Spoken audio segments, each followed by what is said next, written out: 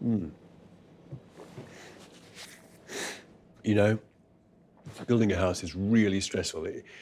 It demands from you all of your energies, your time. So wouldn't it be great if you could just clone yourself, you know, if there were two of you to drive a project forward? What do you think? Yeah, I mean, that could work, yeah. Yeah, yes, as long as, of course, you agreed with everything I said. Yeah, or you agreed with everything I said, yeah. Yes, that's what I just said.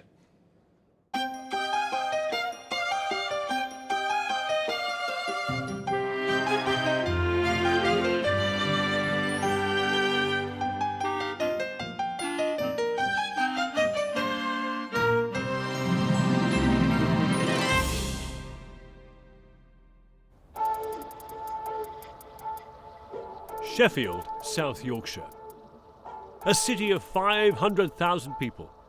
Two of them are Nick and John Daughtry. Morning. Morning. You all right? Yeah, not bad. And they are identical twins. Good boy. Good girl. Identical twins with near identical tastes. Together they run a design company and a gallery space. We're just so close, so alike. He's my best friend. We spend quite a lot of time together. We obviously get on really well and decided now to build houses next door to each other. The ambition to build was instilled in these brothers from an early age by their parents, Barbara and David. Where was this one taken?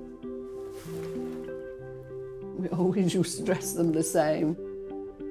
If they weren't facing you, we didn't know which one was which. Nick and John grew up on building sites. Their parents self-built two houses. The second house that we built, we bought a large static caravan and lived in there for 3 years. Having seen what we'd done in building two houses, inspired them. I'm sure of it.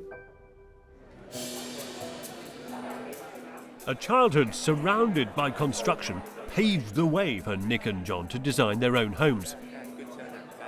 Nick and his wife Emma have 4 children and need more space. But for John, this project represents a whole new start. My wife and I had split up, so when the opportunity arose and Nick found this land with Emma and said, shall we do it? It was just seemed such a perfect time and an opportunity to kind of start something new. John may be recently separated, but his 2 children are regular visitors. And with Nick and Emma's brood, this project needs to cater for 9. It's hugely important to our family because it's our home at the end of the day and we want it to work for us all. You know, you don't get the opportunity to build a house very often. I say bring it on. The site for this twin venture is tucked away behind the 2 houses Nick and John are currently renting.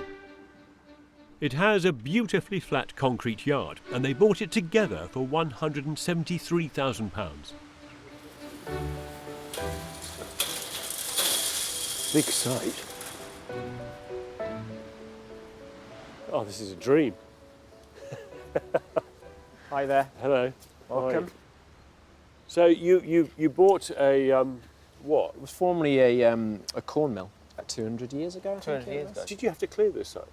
The site was cleared when we purchased it, so there was 2 industrial buildings that were put up in the 50s. It's quite unusual, isn't it, to find a site which has been cleared back to Yes. the concrete, you know. Usually there's something on it, or, you know, you've got some problem with an historic building. There is something hidden beneath here, the original water wheel, a spindle, and Really? a cavernous pit in which the Good grief. wheel would have run. This is the entrance. Looking at the, Ooh. moment, we've got water running. Oh, Yeah. yes. The spindle does still exist down there. So what we'll probably do is, in the first period, is to expose all this area. A spooky underground water wheel isn't the only archaeology here. They've also bought a half-acre mill pond that towers above the yard. This site wouldn't have worked for us if it had just been simply a flat site. Everything that is added to it brings another dimension to the project for us, so yeah, it's exciting. As kids, we used to draw plans all the time, little plans of where we were going to live and the houses that we were going to build.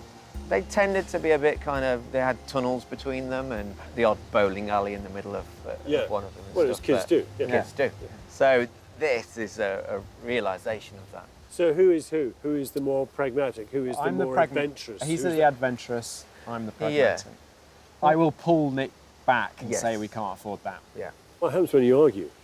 We rarely argue, and if we do, it's quick and it's fast and it's over. Yeah. We're back to being friends, so That's how the it's key always to all been. this, is to be friends, actually. Yes, absolutely. Yeah. You looked at me a bit weird. No, there was a pause there. I know. I'm sure. Silent pause. No. Nick and John have designed these two houses with the help of an architectural designer. The first thing they'll do on site is uncover the water wheel. Then they'll dig a complicated set of foundations to support the living spaces, which will be raised up off the ground at pond level. There's an identical palette of materials here. Steel frames will sketch out the outlines of two sizable buildings. The voids will be dressed out with precast concrete slabs and blockwork walls, and then clad in sleek black corrugated steel. As John has a smaller family, his house is much more compact. He'll have concrete stairs that lead up and into a large single-spaced living area with a heavy blockwork chimney set into a glazed gable end. The two children's bedrooms are on the ground floor, while the master suite is tucked behind the kitchen, above which will sit John's study on a mezzanine. Nick and Emma's house is larger. On the ground floor there'll be a plant room and a snug, and two teenage bedrooms with two more bedrooms above. A staircase set in an atrium will divide all this and lead you up to the kitchen. And then up again to an open dining and living space separated by a freestanding wall. The language of both houses will be exposed, bare plywood, steel and blockwork everywhere. Nick and Emma's master bedroom will be up in their mezzanine with views out to the mill pond. So, two generous family homes. But while these brothers are sharing a site, they will not be sharing a bank account. How does it work on the money side? Are you splitting the cost of the two projects? Yeah, so the site's paid for, the pond's paid for, so now we're just obviously looking at the actual build costs. How much is it going to cost? We're anticipating to try and get it in at around about £850 per square metre, which is very cheap. Dead cheap. So a build of mine would be about 150, and I think yours is 195,000. That is dead cheap. Yeah. Obviously, what we have is one site, but we have two buildings going up at the same time, so we can buy one, get one free. So how are you doing that? Have you got all your suppliers and contractors lined up then for that? Nearly. No. Really? No. But soon. Almost. Yeah. Well, we've been talking to some builders who are very keen. Yeah. We can all talk to builders. We're good bargainers in Yorkshire, you know, Kevin. Yeah, exactly. So there are some really interesting aspects to this project, not least of which, of course, is the fact that Nick and John both drive the same cars, have the same dogs, sit opposite each other at work and do the same job in their business, that they're going to be building houses from the same DNA, but I suspect they're going to be like them, actually rather different. But the most interesting fact of all really about this project, I think, is the fact that they're trying to do all of this for £850 a square metre, which, if you don't speak that language, means an incredibly, unrealistically low sum. And I don't know how they're going to do that. Nick and John have given themselves 10 months to finish, but finding contractors willing to work with their measly £345,000 budget is proving trickier than they thought. Weeks turn to months, and the site remains dormant. By the following autumn, nearly a year after my first visit, the only work going on is to the mill pond wall. We're kind of 10 months behind, it feels. We've kept doing stuff and that's kind of kept us moving, but actually physically the build itself hasn't even started, and you kind of lose confidence along the way, and obviously as a result, lose people. We know we'll get there. It's just we have a finite budget, and you know, as much as people keep telling us that we need to perhaps put more in, you know, that is the budget. We have to hit that, and we will hit it. Nick and John's stubborn attitude to budget has put some real pressure on both this project and that unbreakable bond between brothers. Me and John did have a bit of a falling out. There was a point where the build might not happen. We fall out once every 40 years, and it just happened to be at the point of where we're going to build a house next door to each other. He's not on his own, and we have to remember that he's with somebody, but I guess, yeah, I am on my own, and some months ago I wasn't in a particularly great place, and I did for a moment doubt whether the project was right for me. Thought that perhaps bowing out was the right thing to do, but it wouldn't have been, and it wasn't, so we continue. After a year of to and fro struggle, this project has a long way to go to prove that two heads are truly better than one. The interesting thing about any project is that it requires an enormous amount of human energy, you know? The trick these guys face is in really keeping a lid on that energy so that it isn't dissipated. Because the hard bit is yet to come. The hard bit is the building. That's when it really takes it out of you. And that's yet to start. Nick and John are still intent on building their twin homes for just £345,000. A ridiculously small sum. But finally, after 14 months of planning, these brothers are tentatively pushing forward with the groundworks. Well, you've done a bit of digging. We've done a little digging. It's been a long, drawn-out affair. What's that? What's that huge hole for? That's water feature. Have a look in the hole. Oh, my word. It's pretty big. Very long way down. That's 30 feet. This is a serious piece of industrial heritage that's going to have to drain all the surface water from the site through a small ancient drainage channel, a culvert. We always knew this was here. Yeah. We didn't know its extent. We plan really to leave it as it is. Yeah. And simply put balustrading around. But the culvert itself has obviously thrown up its own issues, not being able to know where it actually meanders as it goes across the site.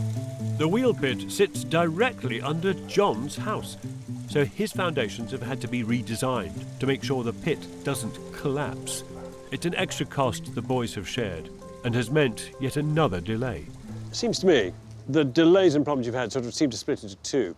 One is all of the problems to do with the site, its history, the archaeology, yeah? Yes. And the other is the pair of you driving a design where you're determined to get it at better value. Yeah, I think More the latter. I think Absolutely. the problem we have is that people are kind of reluctant to look at the project when there isn't a great deal of profit to be made in it. Do you still reckon you can do it?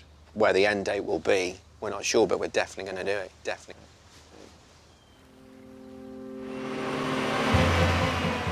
But a month later, it's all action. The boys have asked the bank for more money. They've dug trenches and they're pouring concrete. It's a good moment to see the concrete going in. It's a really exciting I moment. suppose there's no going back now. Yeah. To protect the water wheel and the underground culvert, these complicated groundworks are costing a whopping £36,000. We couldn't cause any vibration or damage to the water wheel. So what we've had to do is mitigate against that by drilling down 6 metres so any load from the new building doesn't impose any load onto the water wheel. The boys still don't know if they can afford to finish these houses, but they are at least being more realistic when it comes to money. Initially, I believe we were looking at about £850 per square metre. It was possibly a bit hopeful on our part. We're around about just shy of 1,100, maybe a little less per square metre at the moment. It just means an increase in both our mortgages that we will need to finish the project with. It just means we're drawing down the maximum that we can. Yeah.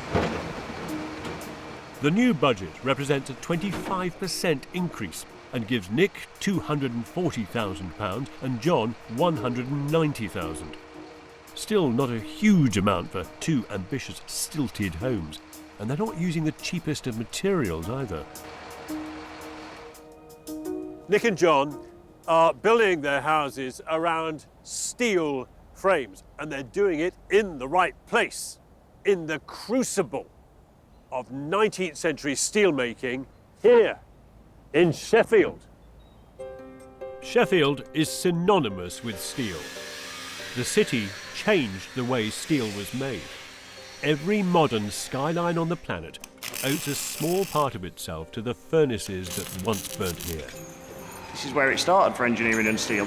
We can't let the name Sheffield disappear from quality engineering. It's an industry that has to survive, and the only way we'll do it is with projects like this. These have just been fabricated. These are now at a stage ready for welding. You've got nearly 5.5 tons just here now. This is 20% of the steel. I'm guessing now you can start to appreciate the size of the structure. What's good for us in both houses is that all that goes on show as well. The steel fabricators are a local family business and have really bought into Nick and John's project. They're giving them an amazing deal. So the steel cost for both houses runs to around about 42,000, which compares to where we were when we were costing this at the beginning. We were getting quotes from around about 100,000. So yeah, it's been great. 1 month after the foundations are finished, the steel skeletons start to rise up from the concrete footings. In just 12 days, the full scale of Nick and John's ambition becomes clear. Now then, from over here, well, the two buildings you can see are quite brutal, very powerful. They are going to be covered in black, corrugated, grab you by the balls Sheffield steel. They're going to look quite big. They are twice as large as I thought they would be. Due to the scale of this job and the tiny budget, it takes 3 months to find a blockwork contractor. The blocks are an important exposed internal finish, and they're costing Nick and John £10,000 more than they wanted to spend. If the work isn't finished within a tight 10-week schedule, it could easily cost much more. Once again, this project's budget is looking woefully small. At the moment, we still don't know how much this is going to cost us. Money is more of a concern.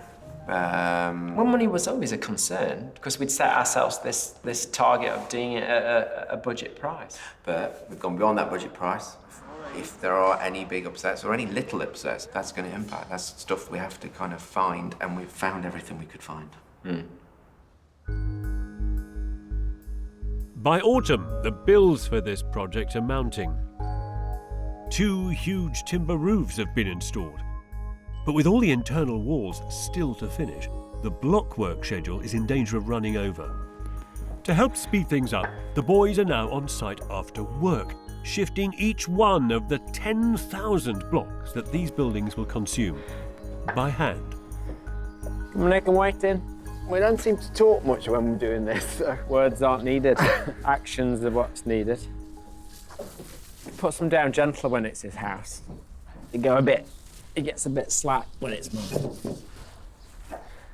However, it's not long before the extra effort and money that Nick and John have dedicated to this project starts to produce results. It's quite hard to see this place, what for all the trees and the railings and the scaffolding. But no, look there. Ah, how magnificent they look. Big. There must be in this building something like 120 tons of concrete and masonry and structure, all above my head. And of course, it's being supported on this. Look how elegant and thin that steel is. It is the power of steel, literally. But the buildings aren't the only things that are changing. John has changed his plans to include his new girlfriend, Ali. Having dated for a year, he has at last popped the question and asked her if she wants to help build a house. So you're moving in? Yes. Yeah. Weird. How many kids you got? 2. 6 of us. Have you got enough bedrooms? No. Not at the moment, but the plan is to do a bit of a cut and paste on top of the existing 2 bedrooms. That'll work. Yeah. But you've got to go in for planning, presumably. For Yeah, that. we're going to be submitting hopefully today. Who pays for that, Ali? Do you contributing. Are you making a contribution? Because his budget's been so tight, you know. Yeah. But it's not normal. I mean, just getting into a relationship and suddenly finding yourself being involved in a building project, I have to say, is crazy, crazy stressful, and not the kind of thing most people would embrace. This is John's dream, and he's been there since the pencil hit the paper, but it's also going to be my home. What are you going to bring? I mean, I don't know how you like to see your home furnished, or... My taste is quite modern, contemporary, but this is very modern. So, John's big house is now getting bigger. The extension will cost an extra £40,000.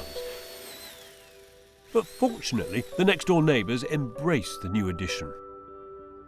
You two are the constant factor in this project, aren't you? Yeah. You were together right at the beginning, you're still here, it's going to be your home. John's fortunes have kind of dipped and dived a bit. I mean, there was a point at which you discussed whether you might not do this project together. And now with Ali's on the scene, I mean, does that alter the thing materially? John is far more happier. A happy John makes a happy Nick, makes a happy me. So That's how it works. Strange enough, it does work like that. But happiness is often fleeting. Before Christmas, it becomes clear the blockwork will not be finished on time or on budget. What's more, John has discovered problems with his walls. We've got a wall that's partially going that way as we're coming up, and then when we reach about 8 courses, the wall starts going that way. Structurally, it's not a problem, but aesthetically it is. This wall's going to have to come down.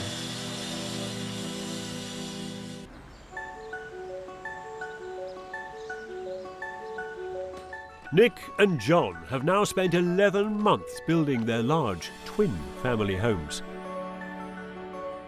The finances have been under pressure from day one, what with the ancient water wheel and the unrealistic budget. Now they realise they have to rebuild some of their walls. We'd almost done with the bricks, hadn't we? It's a little soul destroying. It is. We're left looking at more money, more time, more hassle, so yeah.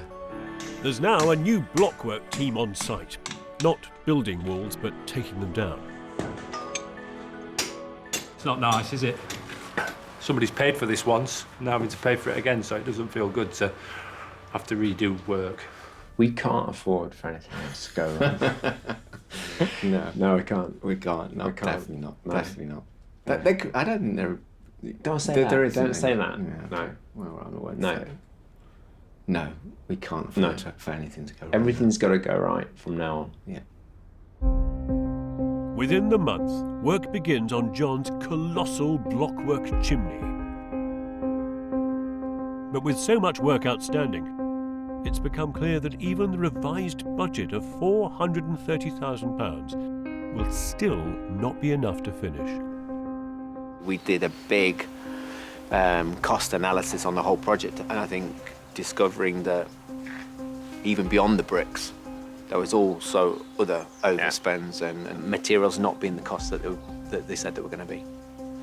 So it was at that point we needed to kind of go back to the bank and say, you said we had got all the money we could borrow. Can you shake the tin a little harder and see if there's anything else? Nick and John have asked for an extra £70,000 each. If they don't get it, these houses are doomed to fail. They're now paying 2 mortgages and paying rent on 2 houses. The slipping schedule is also making life expensive. In terms of your building programme, how far behind are you now? Oh, crikey. 3 to 4 months behind. God, that's quite a big chunk. At the beginning, we were very optimistic and very. We thought we'd done enough research, to be honest. We'd been on the internet, we'd read the books, we were told what to do, but I don't think anything prepared us for, you know, the level of detail. Yeah, it was just we were a little naive and a little green. Who gets most wound up? John. Probably me. Yeah. I'm the kite and he's the anchor. He's anchoring that kite down. Did you say anchor? Yeah, anchor. Yeah, he said anchor. Yeah. A year since the groundworks began, the blockwork is finally complete. Of course, there are still no guarantees that the bank will come through with the extra money Nick and John need so very badly. Where did we go wrong? I thought we had hold of it. Still trying to work that one out. And it wasn't an impossible challenge. I mean, straight walls was pretty... I think that was on the list. Yeah. I think when we get on site, you know, and the sun's coming through, it makes it feel worthwhile. We keep saying that, though. I know, we've said that every time we're on site. When the sun comes out, we feel all right. One day it's not going to come out. Yeah. And by the end of the month, the boys don't even have the sun to cheer them up. Today, the main windows are going in both properties. The schools are closed, the roads closed. Everyone got here this morning, so it's going ahead as planned at home. The glazing is costing £70,000, and it'll take 1 week to install, a job made all the trickier by the freezing snowstorm. And we're going to pick up this stillage, send it over the top of the house onto some boards that are already over there, and then we've got to bring the crane forward to take another piece of glass into the bedroom window. Right. Sounds easy. It's not. Not in this weather. The glass that'll face the mill pond has to be craned 50 feet through a snow-filled winter sky. When the glass gets over on the other side, there's a case of 4 of them having to manhandle them, and if one slips, then the whole lot of them go. It's definitely getting worse. Wind's picking up as well. Steady as she goes down it. Get some weight on the board so the board's don't slip. Put yourself on there, Matt. It's slippy. To me a bit. Yeah. Right, back there, mate. Yeah. We're in. Yeah, I'm in. Despite the weather, remarkably, by the end of the week, these 2 massive buildings are watertight. Now the rooms are enclosed, the site is graced with a visit by 2 experienced self-builders, Nick and John's mum and dad, Barbara and David. This build is much bigger than anything we've done. And I think they've had a bit more stress than we had. I don't know. It does seem a lot more stressful this time. It's much bigger. That's the point. It's so much bigger than we ever did. Yeah. At least by early spring, the pressures of this project are alleviated a little because the bank has agreed to extend Nick and John's mortgages. But this really is their last chance. If they run out of money again, they'll have nowhere to go.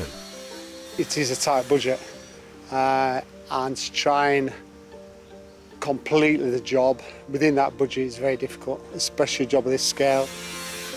The black corrugated steel cladding is now on site. At only £6 a metre, this is some of the cheapest cladding you can buy. But precision cutting corrugated steel on site is awkward and it's labour intensive. It might look cheap, but labour-wise, it's hard work.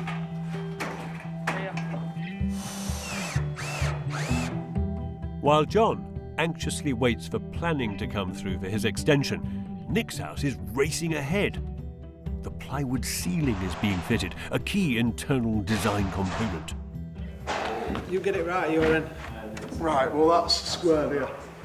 It's going to be a brick effect, so we're going to have a full sheet, and then your next sheet's going to be halfway on. But these screws are just going to finish flush with the ply, and that's part of the detail. And they're also talking of having a shadow gap between the sheets, so time-consuming. Never done this sort of detail before, and never again.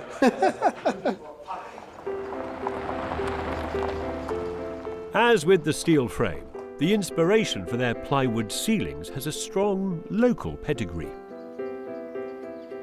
This is the cafe at the David Mellor factory, not far from Sheffield. Everything in this room, including the traffic light, was designed by the great British designer, David Mellor.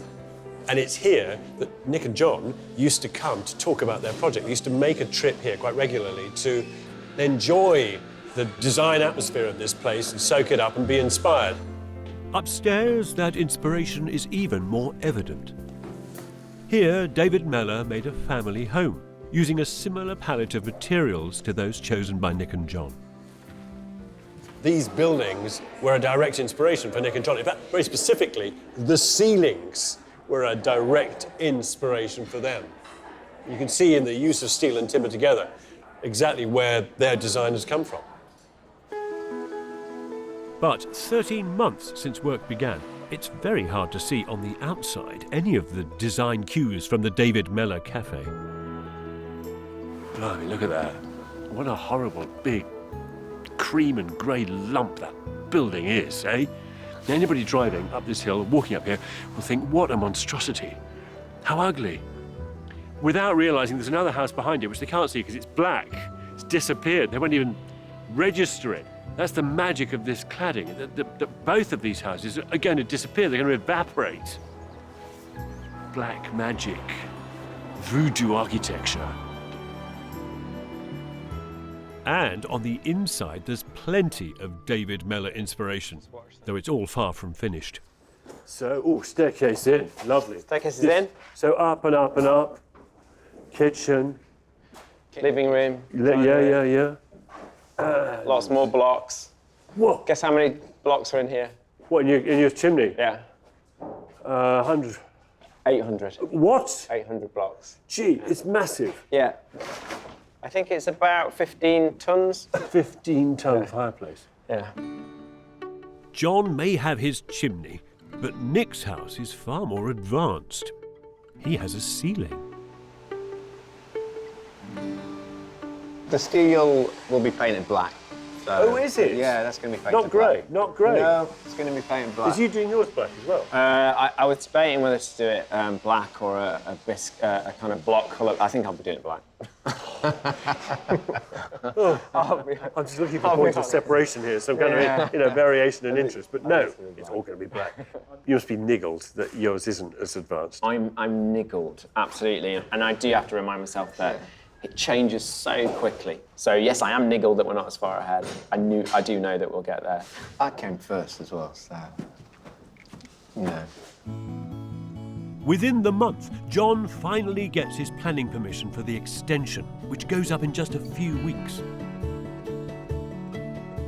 Nick and John are also deeply engaged on the detailed fit-out, finessing, among other things, their bespoke lighting, manufactured to their own designs.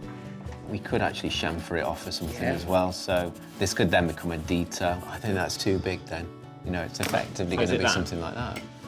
Yeah, pretty much. Basically, hands are over the top of each other, sketching over each other's things and stuff. So it's very much a joint sort of design process. The boys have also designed their own kitchens. They've both been built in the same factory, same guys, same material.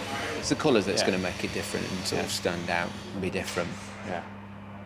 Mine will be dark grey and yours will be black. Yeah, big difference.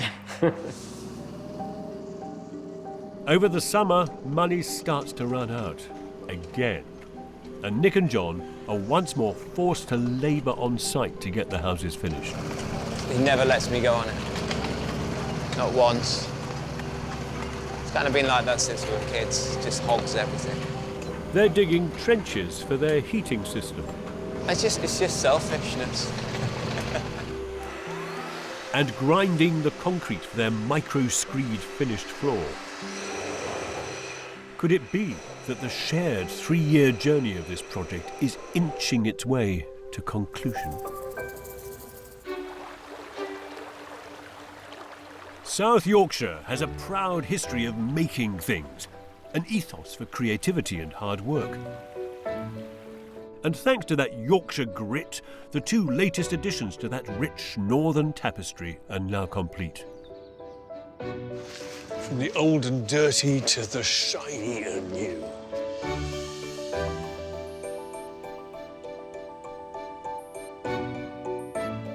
It's almost 3 years since I first met Nick and John, and their Sheffield spirit has now produced 2 proud industrial statements. Well, look at that. Hello. The welcoming party. Hi there, how you doing? Posse. Coming up the hill, it looks like one building. Even here, it stood, you can't see the division. It's almost as though it kind of simply wraps its way around the site. They, 2 buildings, yeah? Yep. Are you happy? Delighted. Are you? Yeah, very happy. Are you happy? Oh, God, absolutely. Thrilled. I mean, they're absolutely of the same DNA, same material. They could be the same house, just twisted round cleverly to look slightly different. Yeah. And what about the water wheel? Because there's a pile of stone over there. It is a work in progress. We've got to dress around the top and finish it off and put, obviously, balustrading up. We've got to get the builder's crisp packets out of the bottom. So, well, where should we go first, then? I don't normally have this choice. OK, it's a 14A? Yes, 14A. Yeah? So we'll see you later, yeah? See you later. Get the kettle on. These buildings have only just been finished. I've only known them covered in scaffolding and builders. So entering John's house, I really have no idea what to expect. Ooh, it's very posh. Wow! It's like walking into a very, very luxurious power station. Fabulous. Here we're looking to about 9 metres.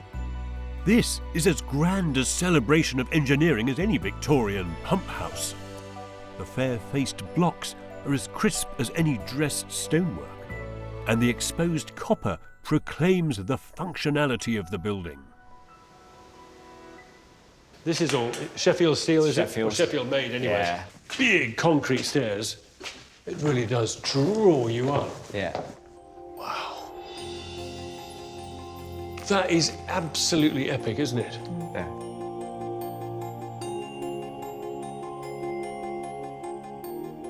The floor is exquisitely done. Absolutely love it. So pleased with how it's come out. To one side of the main building, and now, thanks to the extension on 2 floors, are the 4 children's bedrooms. Some are full height, lined in plywood sheets. Since they were built partly for Ali's children, I'm just wondering whether John's interiors are to her taste. Does this place feel unfinished to you? Having a home with such raw materials was quite an eye-opener for me. John could see things already in his mind, like the steel staircase, and I was, pardon, what do you mean we're not covering it? When it was put in, I was blown away, just falling in love with it. And I think everybody's got the ability to change. You can take the girl out of Sheffield. You can't take Sheffield out of the girl. That's why you love the steel. Yes. The steel stairs lead to a large mezzanine that'll become a study and chill-out area for the kids. Below it, there's an intelligent and modern galley kitchen, and behind that, John and Ali's master suite, a touch of luxury among the blockwork that reveals a surprisingly good view across the valley. Although, it has to be said, there's only one view that this house truly revels in and savours. It's interesting, isn't it? You come up here and it is just that other world out there invites you. Yeah. And they both go, look! See, inside pours out and the outside pours in. It's remarkable, really. You go from that kind of industrial front end of the building to this, which is bucolic, beautiful. John and Ali's house compellingly draws you up and out in one sweep of energy. But how does it compare to the house next door? Well, for a start, Nick and Emma's home is a bit bigger, announced by the generous staircase and hallway. Oh, yeah, this is lovely. Very different to next door. It's looking very smart. And that tree, framed, it's like a moving picture there. Yeah, it's amazing. It draws you up. As in John's house, the 4 children's bedrooms and 2 bathrooms are set over 2 floors, but here they're larger and retain their concrete walls. The stairs divide these rooms from the main living space behind a wall of latticed steelwork. Gosh! And this whole kitchen's almost like a sort of a viewing box straight towards the water. That's very beautiful. Both kitchens have ceramic-coated stainless steel worktops and similar precision-cut cabinets. But of course, there is one very noticeable difference here. It's a lot bigger than their kitchen next door, about 5 times as big. This is definitely the heart of the house for us, and yeah, it's a beautiful space. This house is a bit more ambiguous. Views are screened and contained. The building teases you up and up through it. That's really lovely. Everything's oriented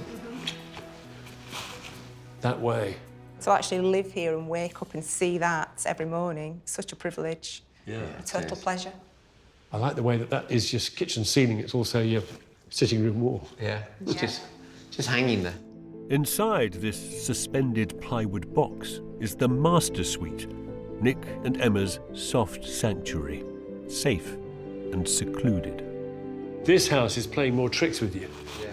It's more mysterious. Yeah.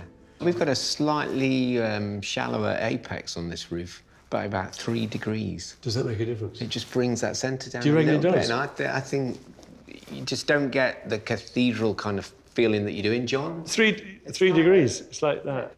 And this, which is, I mean, this is willful, because I can't imagine John would ever deliberately place this kind of thing. Not. And a few people thought we were a little bit crazy putting that in the middle, didn't they? Yeah. They did, yeah.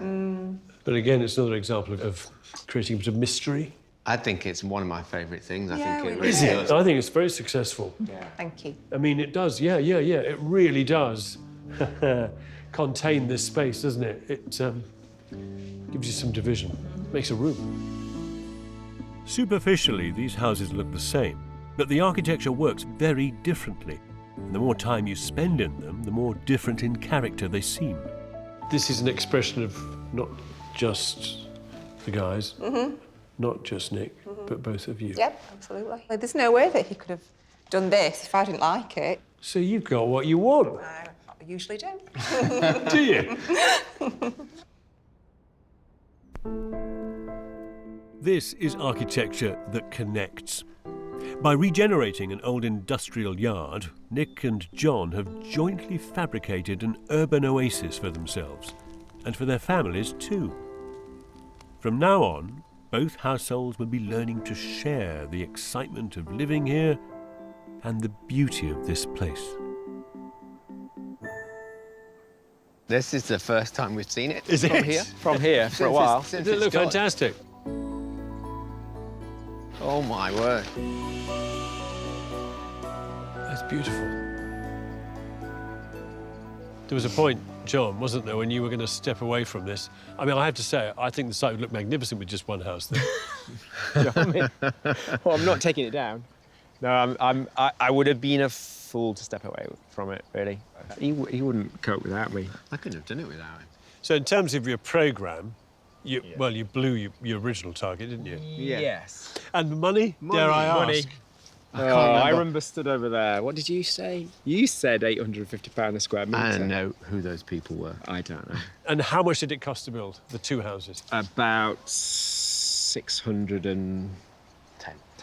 £1,000 between the two, which is still pretty good. good. Yeah, absolutely. But it works out then maybe at around 14 to 1,600 quid a square metre. Yeah, exactly. Which is still very good value. Yeah. Even if you haven't got any wallpaper or plaster. No. Can't afford that. You got some cracking buildings there. Yeah. Thank you. Yeah, I love them. We did it. It's great. Nick and John began this journey from the same place. They share the same tastes. They like the same materials. And in the end, both places cost the same amount to build. But now these 2 homes are finished, wherein lies the true difference? So, what's the likely outcome here? Well, of course, they were never going to build identical houses. partly because, of course, they have different partners, different family circumstances, but mainly because they're different people. You know, our architecture reflects who we are, not just our tastes. It embodies our lives, and through inhabiting and populating buildings, we make them ours. We make them autobiographical. No, I mean, these houses represent a very, very clear idea, don't they? That no two human beings are the same.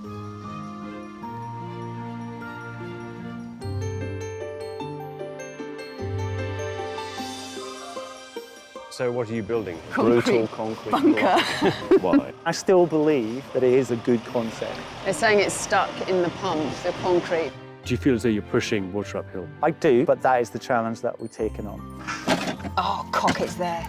There you go. It is new stuff, and you are a guinea pig. But it's an oversight, it happens, but it won't happen again. Just when it was all going so well.